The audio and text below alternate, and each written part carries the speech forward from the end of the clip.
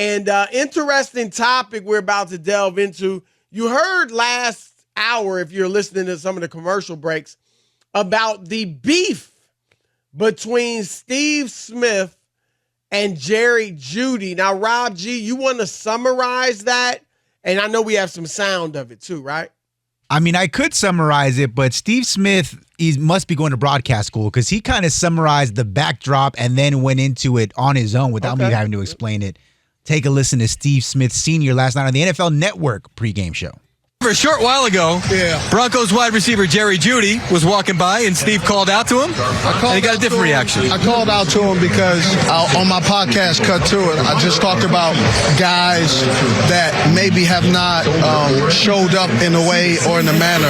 And so the word that I've used to describe him in the past was a jag, just a guy. Just a guy. And so when I saw him, he's playing well. I wanted to say to him face to face, like, hey, I know I said some things in the past I probably shouldn't have, and I'm sorry. That's what I wanted to say to him. His response, Mike Robb and Bucky, was ninja. Ninja? Yes, I'm using the word ninja. I'm just using the word ninja. I don't mess with you. And it was a curse word. And so I was like, all right. And then he repeated it. So I'll say it again. I'm sorry that I said you were a jag, just a guy who's an average wide receiver they use a first-round pick on that isn't doing anything. I hope today that you actually show up in a way that you haven't showed up in the last couple of years since they drafted you. So if you ever got a problem with Agent 89, I'm sorry for saying that you're an average wide receiver that they eventually will move on. And when teams call me and asking, should they trade for you, I will say no, don't trade for Jerry Jeudy because he's mentally unable to handle constructive criticism from people who watch specifically, can he be a wide receiver? He could be a wide receiver. He's a tier 3. Go back into the studio. I'm done now. Thank you. Oh, my goodness. Rob, you didn't like it. No, it's not that. I just think it's unprofessional. And this is where we cross if you're Dak Prescott. Okay, let's rewind first, Chris. Players have criticized us. You didn't play in the league. How can you criticize us? How can you tell us about us? You didn't play in the league and this and that. So that was their battle cry. They don't want to hear from us because we're journalists and this is what we've done and we've analyzed or whatever. So that was their first pushback. Then the players, now they're reporters and they want to interview people, and now it's fine. Sure, they could give their analysis or whatever. That's what they do. But the language and the stuff to call Dak Prescott, and this was Shady McCoy, right? Oh yeah, this is okay. So you're not just talking about Steve no, I'm just Smith. talking about all. Said Dak Prescott is ass on television. Like seriously, you could say that he didn't play well or what ass. That Chris, could you say that on First Things First? Call Dak Prescott ass? Probably.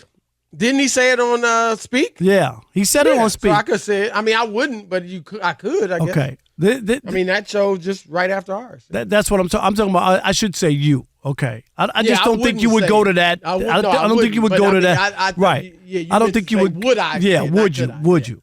No. And James Harrison on NBC. James Harrison been doing NBC for 10. Rodney Harrison. I'm sorry for right. What is it? 10, 15 years? How long has he been doing it? 12, 15, 12 years, Chris? NBC? I don't think that long, but it's several. A long time. Oh, I think it's close to that. And he talked about who was the quarterback. It was a quarterback, right? Zach Wilson's garbage or what? Garbage. Like, okay, not a good quarterback. We don't think he's good.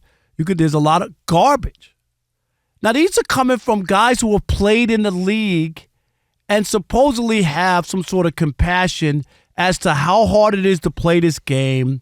They know about it. It's not all, you know what I mean? Like, they're supposed to be the compassionate ones because they've lived it. They seem to be way harsher, and you've seen this, Chris, with LeBron James and Paul Pierce, and just harsher on the players. Well, Barkley, of course. Barkley. They most of them push back on Barkley, Right. Yeah. than reporters would ever be. I'm not saying that reporters have never crossed the line or said something, but I'm just saying some of these things are just, to me, unprofessional. There is a way of criticizing people, and to call somebody garbage or what was the other term? Ass. To me, I could see where another player would have an issue and want to say something to you or push back to be called that. That's it. Not that they're beyond, you can't criticize them. I'm not saying that these guys can't criticize them. And I don't know what the Steve Smith thing is. It just, this is me. I don't know that they know each other or whatever. Sounds personal. Well, Steve. Sounds personal. And Rob G, correct me if I'm wrong, because initially, after, like, he said he wanted to apologize to Jerry Jeudy, and then Jeudy wasn't having it. So then Steve started talking, obviously, and it sounded like initially he still was apologizing, like, I'm sorry I said this, but then it was a twist, and it sounded like he was saying, if any team calls me about you, I'm going to tell them don't trade for you. Isn't that what you got? Because it sounded like at the end, I think that was personal. Because that's what it sounded like. Yeah, if he had Rob still, even after Jerry Jeudy blew him off, if you really were going to apologize because you think he's playing better, as you said, then you should have said that afterwards. You should have said, look, he didn't have time for me. That's fine. But he is playing better. And I do want to, I meant what I said.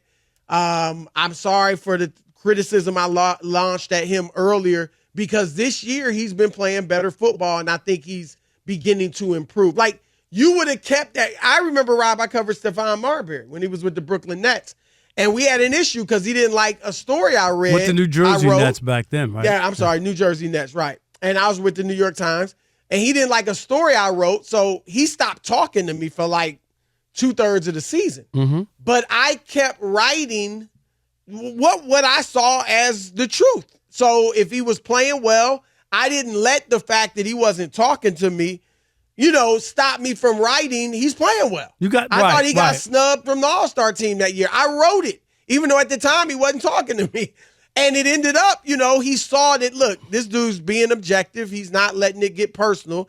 And we ended up making up, and it was cool.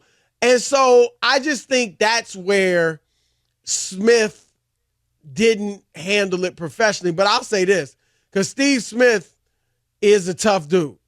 And I think he was professional just by keeping it, or somewhat professional, just by not getting into a fight with Jeudy, because that dude is known to do that. But I also think, Rob, I think our society has changed. And I hear you. I wouldn't use that language to describe players and stuff like that. But now people saying all sorts of stuff. And stuff is, more stuff is permissible in society. And certainly 10, 15, 20 years ago, you wouldn't have been able to say that about a guy.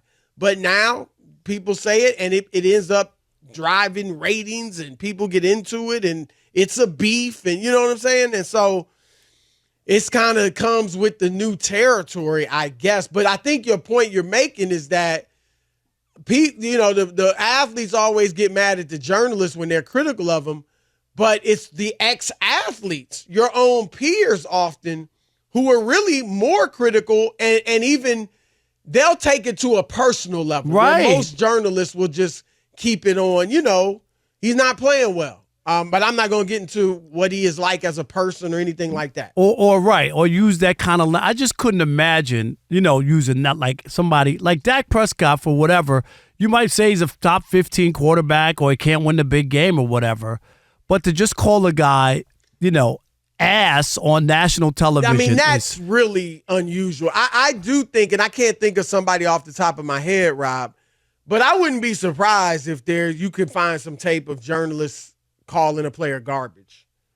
Like, it's particularly in a debate format. And nothing comes to mind. I can't. But I wouldn't be surprised. I was stunned to hear that. Or something like that. I wouldn't be surprised to hear both of those. And it's just interesting. And for players, and Chris, we already know, and we talk about all the time, most of the time it's the other way where they're playing.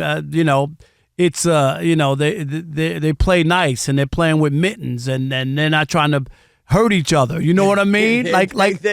Yeah, some of them are taking those mittens off, right? Right. Like before, it would be like, well, right, dude, can we get a pushback? Can you say something? Like, everybody's great. This is more real. You got to say that. Yeah, this is more real. I like real, but I think there's a certain degree if you want to do this job and you want to be on and have people look at you and take you seriously. Like, there's a degree of your language, Chris. The language that you use with your family or friends isn't the language you would use to do a job on a network. That's why he went to apologize. It was on his podcast. You don't think he apologized for no reason? I bet you somebody there said, "Dude, don't use that." Like, you know what I mean? I doubt that. Really? I don't agree. Yeah, I don't think so. I think so. I think he felt like he was playing better, and because Rob. I mean, you get a lot, like even broken English, which even I'll use sometimes. I mean, you can get away with that now, whereas there was a time when you couldn't. Or slang terms and stuff. And I know these are, the off-color language, what we're talking about, but, you can just say things that in the past you could not have gotten away with. And I think the debate culture, as loosen things up too, and people feel freer saying stuff, but the bottom line is that the athletes don't want to be criticized by anybody, and that's human nature, and I wonder, Rob, it's not human nature when you have a public job. I mean, you have a public to care what people say. No, that somehow you think that you're going to be beyond criticism. But it still bothers people. It still can bother you, even if you understand it comes with the territory, but it still can bother you. That's what I mean by that's human nature.